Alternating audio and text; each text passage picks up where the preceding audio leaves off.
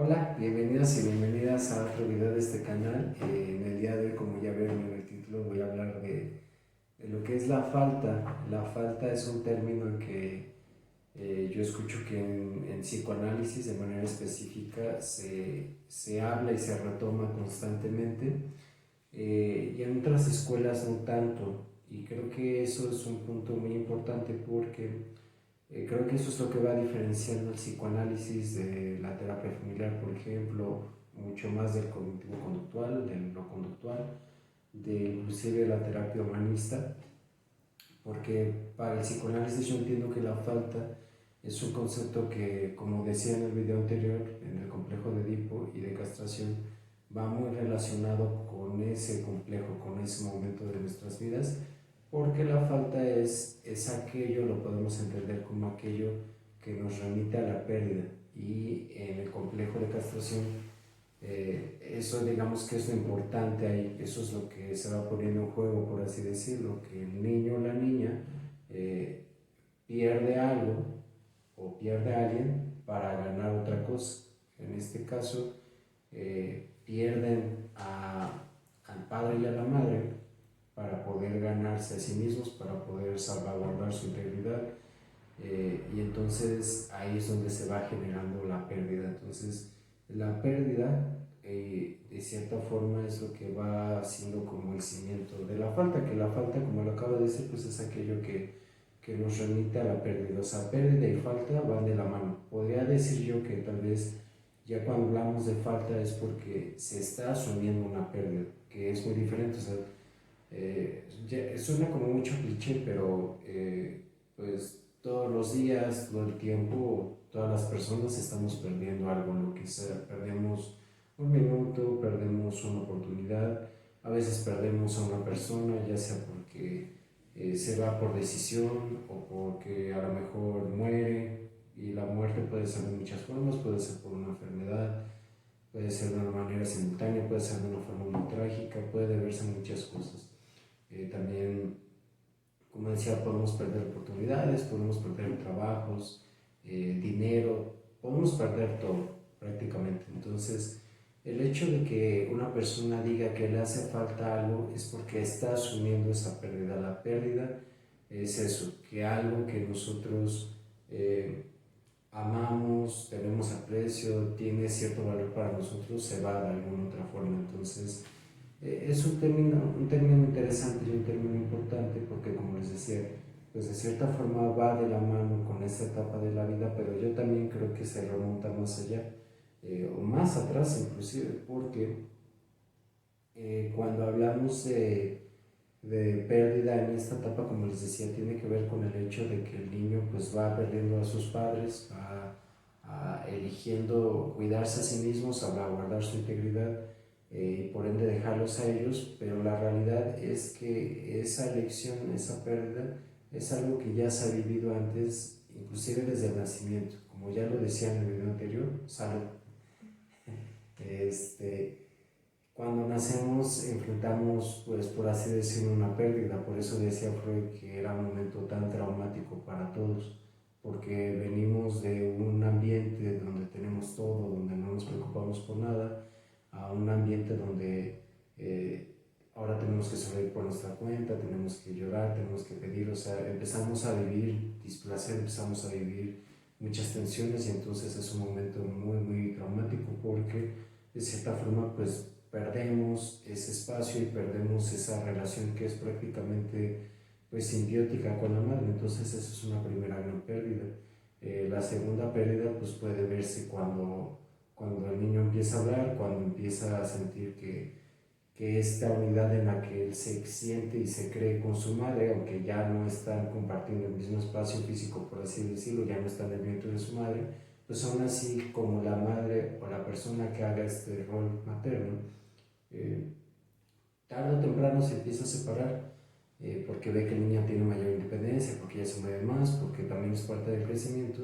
Eso también se vuelve a vivir como una pérdida. Entonces, podríamos decir, o yo podría decir, que en la etapa de Edipo, en el complejo de Edipo y en el complejo de castración, se vive una tercera gran pérdida, ¿no? Que tiene que ver siempre con los padres. La primera primero es el nacimiento, el segundo es cuando el niño empieza a hablar, cuando nota que tiene que empezar a hablar para sobrevivir, para poder subsistir, y en el complejo de Edipo es para salvaguardar su integridad. Entonces, el hecho de que vayamos viviendo la pérdida en esas etapas, pues es una forma de entender que la vida se va construyendo a base de pérdidas. Como les decía, podemos perder muchas cosas, pero desde que nacemos ya estamos perdiendo.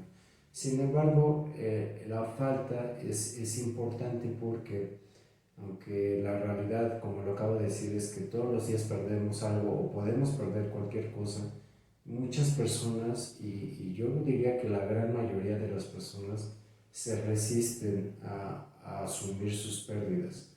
Eh, y no es algo que solamente ocurra, por así decirlo, en la población en general fuera del gremio de psicología o de psicoterapia, sino que inclusive muchos colegas hablan como de no necesitas a nadie más, tú siempre vas a estar completo, ¿no? O deja ir a esa pareja porque te hace daño y tú vas a estar completo, y cuando estés completo, completa, vas a encontrar a alguien que juntos hagan algo más, y o sea, como que siempre está como este discurso de que no nos falta nada, de que nunca perdemos nada, de que siempre estamos completos. Y creo que ese es un error muy grande porque pues la realidad es que nunca estamos completos, no podemos estar completos nunca. Yo lo que escucho constantemente en el consultorio es una sensación de vacío. Muchos pacientes hablan de que cuando sienten ese vacío, que a veces no saben ni qué es, por qué existe ese vacío, porque no han asumido la pérdida o las pérdidas que generan esos vacíos, los intentan llenar de muchas cosas o de muchas personas o de muchas maneras, con comida, por ejemplo, con parejas, ya sea parejas románticas, por así decirlo, relaciones de pareja estables, o relaciones sexuales, consumo de sustancias, alcohol, cualquier tipo de drogas, trabajo, por ejemplo, y si no es trabajo, actividades. No hay personas que no se están quietas, que llega el fin de semana y entonces se despiertan, hacen el aseo de toda la casa, lavan ropa, salen con sus amigos, y en la noche se van de fiesta, y el domingo van a hacer súper, o sea, un montón de cosas. Como que está esta idea constante de que el vacío es algo malo, que es algo que hay que evitar, pero entonces vemos, y yo veo personas que intentan llenar su vida y tenerla llena todo el tiempo, y la realidad es que gastan mucha energía, mucho tiempo, muchos recursos para no enfrentar esos vacíos, para no enfrentar esas pérdidas, y es una forma muy destructiva de vivir. Y a lo mejor muchos de ustedes se preguntarán, pero ¿cómo puede ser destructiva? ¿No? Si es lo que la sociedad dice, si es lo que mis colegas dicen, ¿no? Que hay que moverse, que hay que estar llenos, que sí se puede estar completo. Pues es destructiva en el sentido de que el hecho de no asumir nuestras pérdidas nos lleva a rellenar esos vacíos con cualquier cosa, y eso no permite que la pérdida y por ende la falta se elabore, se asuma. Y entonces, como decía Freud, que también es muy cierto, lo que no se vive se actúa. Esas pérdidas, como ya también lo he mencionado en otros videos antes, hablando de represión, por ejemplo, eh, todo aquello que se va reprimiendo se desfigura. Lo que se reprime no se elimina de la mente, simplemente se va ocultando, se va desfigurando y va encontrando otros cauces. Es como, poniendo un ejemplo muy absurdo, supongan que en una casa existe humedad, y a lo mejor la humedad, porque llueve, por muchas situaciones, porque no hay dinero, bla, bla, bla, pues no se puede reparar, y entonces la humedad empieza a esparcirse por una de las paredes de la casa.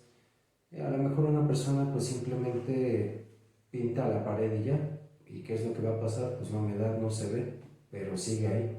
Y tarde o temprano se va a volver a manifestar, y lo más seguro es que va a crecer, porque así es como va funcionando. Entonces, algo similar, y por poner un ejemplo que a lo mejor es muy malo, sucede con lo que nos pasa a nivel emocional y a nivel mental.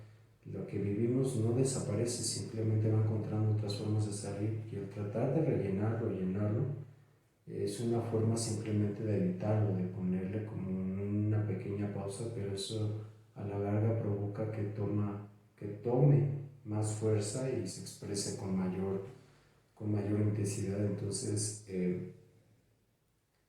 por eso les digo que es importante este término, porque el hecho de que hablemos de falta, estamos asumiendo que algo se ha perdido, que algo que queríamos, algo que nos daba algo, ya no esté. Y muchas veces es asumir que algo ya no esté, implica reconocer que alguien que nos daba eso ya no está. O sea, la pérdida no solamente se vive en un nivel, por así decirlo, sino que muchas veces se vive en un nivel como de objeto, por así decirlo, pero también en un nivel relacional.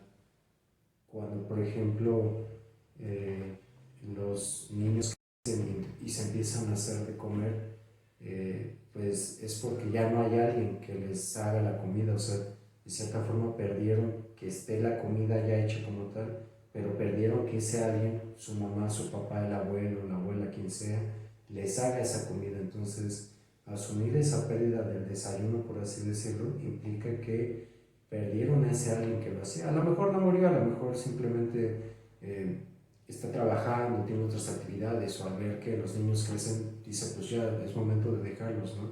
O sea, no tiene que ser algo realmente trágico, sino que el hecho de que ya no esté, pues sí implica un impacto, sí implica un golpe para ese niño, pero eso es lo que también ayuda a madurar y ayuda a crecer, y eso es lo más importante de la pérdida, que el hecho de vivir socialmente, muchos individualmente, como en esta negación de la pérdida, es lo que hace que muchas personas no maduren ni crezcan en lo absoluto, no se mueven, no buscan más allá, porque como ponían este ejemplo muy simple, bueno, si yo veo que en las mañanas ya no aparece ese plato de desayuno, entonces yo me tengo que mover para hacerlo, y si no lo hago, pues no desayuno, y si no, a lo que me desmayo en las clases o me da dolor de cabeza, no sé, pueden pasar muchas cosas, ¿no? O sea, el simple hecho de que algo falte mueve al sujeto a que realice, a que trate de que esa pérdida se vea, pues de cierta forma,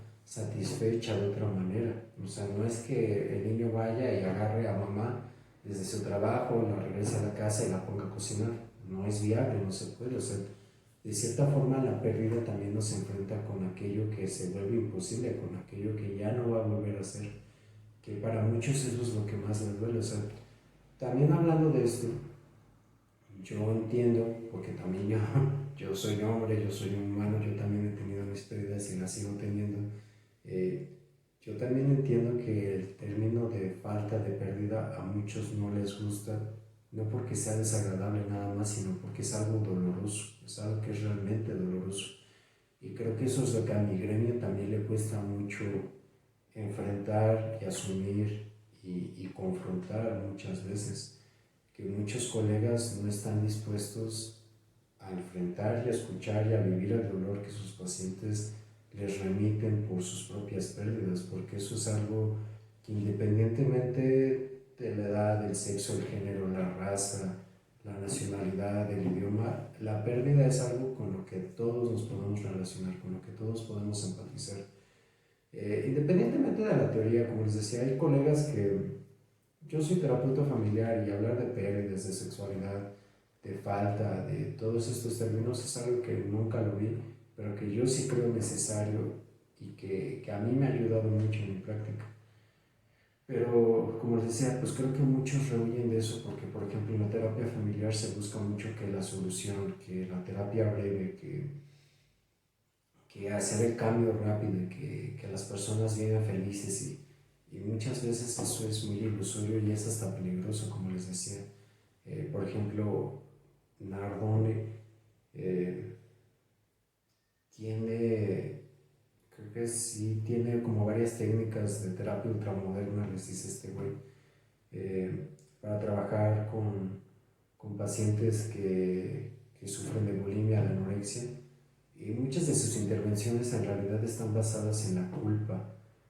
Y a mí siempre me ha causado mucho conflicto, eso me ha causado mucho enojo, mucho disgusto, porque si ustedes lo saben, ya sean como colegas o porque lo han vivido, las personas que viven con anorexia, que viven con bulimia, ya viven con muchísima culpa y lo menos que necesitan es que el tarado del terapeuta o la tarada de la terapeuta les haga sentir más culpa para que coman. Es lo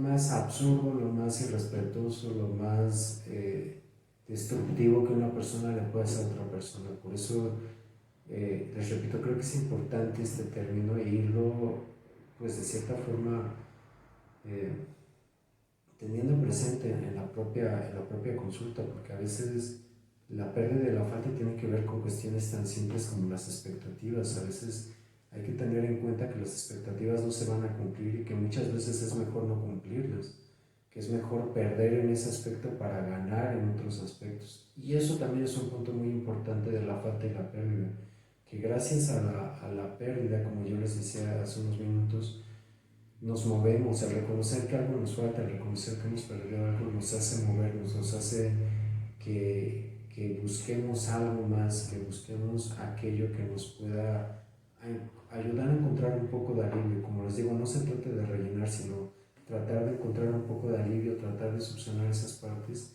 y eso abre muchas posibilidades. Por eso es que se usa mucho esta frase, o se tiene muy presente esta dicotomía del ganar y el perder. O sea, ganar va de la mano de perder, queramos o no. Muchos discuten que no, que siempre que perdemos, muchas veces se queda en pérdida. La realidad es que no, es que yo creo que sí, cuando perdemos ganamos cosas que no queremos. Podemos ganar tiempo, podemos ganar espacio para otras actividades. O sea, aunque sea muy doloroso admitirlo, pero el hecho de que alguien se vaya, de que una actividad se pierda, de que se pierda una casa, un material, lo que sea, siempre deja espacio para algo.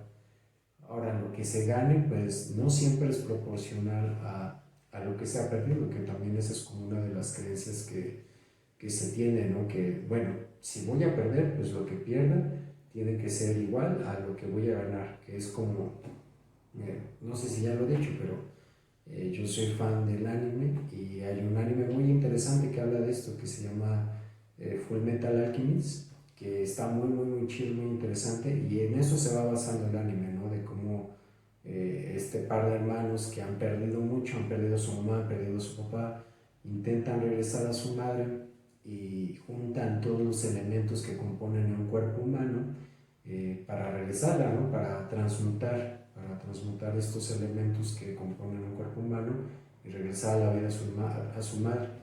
Y entonces lo intentan, pero pierden más. O sea, pierden sus propios cuerpos, pierden pues hogar, pierden muchas cosas, y de cierta forma pues van descubriendo a lo largo de su travesía que muchas veces el perder no implica ganar lo mismo que uno perdió, que a veces se puede ganar mucho más, a veces se gana mucho menos, pero lo importante es saber pues vivir y enfrentar esas pérdidas y ver hacia dónde lo lleva uno, ¿no? Como lo decía, es fácil decirlo. O sea, ponerme enfrente de ustedes y hablar de la falta y la pérdida y decirlo así, pues puede sonar muy fácil, pero la realidad es que no lo es. Sin embargo, lo vale. Creo que eso es uno de los aspectos más importantes en la terapia, que el terapeuta, para empezar, sea paciente, que tenga en cuenta que asumir una pérdida y transformarla en una falta es algo que lleva tiempo, es algo que lleva, también eso es algo que muchos colegas no comprenden. Muchos colegas piensan que, les voy a contar una pequeña anécdota, eh, de cómo yo también era muy cabeza dura y muy necio cuando estaba estudiando la terapia, la maestría en terapia familiar y la terapia familiar, que ahí son unos cabezas duras de lo peor.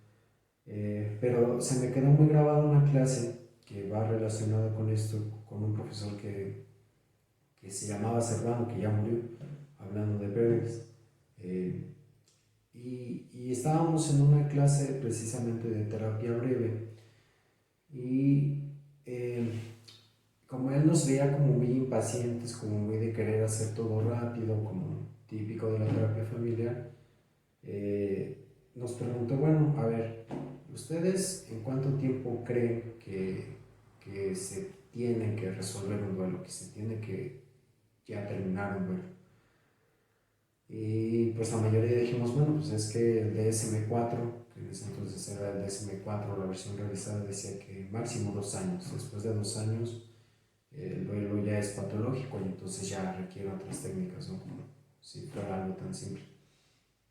Y entonces Salvando nos dijo, a ver, si ustedes en estos momentos perdieran a su mamá, a su papá, a un hijo, una hija, a un hermano, una hermana, ¿de verdad creen que en 2 años van a poder superar esa pérdida? ¿De verdad creen que el duelo se les va a acabar en 2 años? Y yo me acuerdo que para mí fue como un balde de agua fría, fue como, sí, cierto, ¿no? O sea, no es posible. Yo no me veo perdiendo a alguien tan importante en mi vida y en 2 años decir ya pasó, ¿no? Y como que hacer que no pasó y que esa pérdida no va a impactar en mi vida, ¿no? A lo largo de mi vida. Y entonces, como que con nuestro silencio, nuestras caras, como que le dimos la razón y nos dijo, bueno, pues así es, chavos, o sea, no, hay pérdidas que no se olvidan en 2 años, hay pérdidas que se quedan toda la vida, hay pérdidas que los van a marcar de por vida y que los van a acompañar hasta su muerte.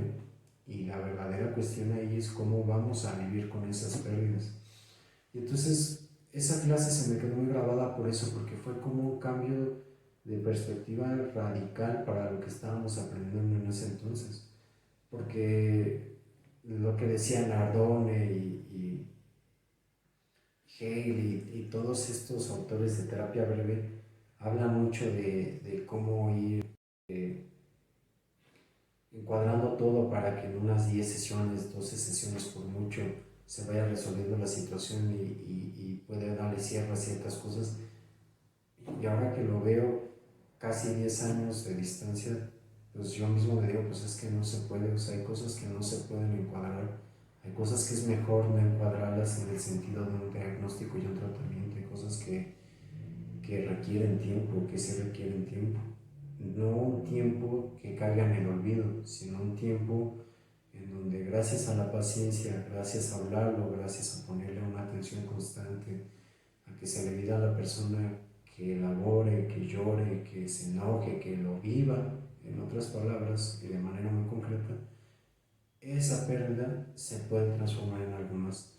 Y la pérdida que se asume se transforma en falta y la falta es uno de los componentes muy importantes del deseo.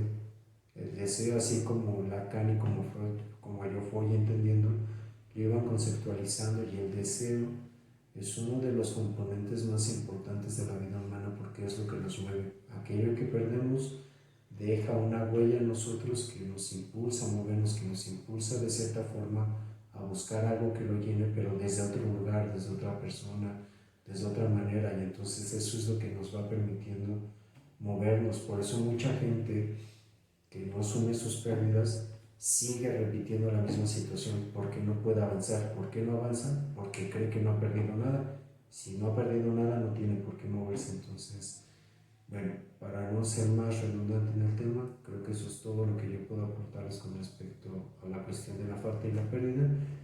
Si considero que me hace falta aportar algo más, pues lo haré en los siguientes videos, pero si tienen dudas, si tienen comentarios, por favor háganmelo saber y los veo en el próximo video. Adiós.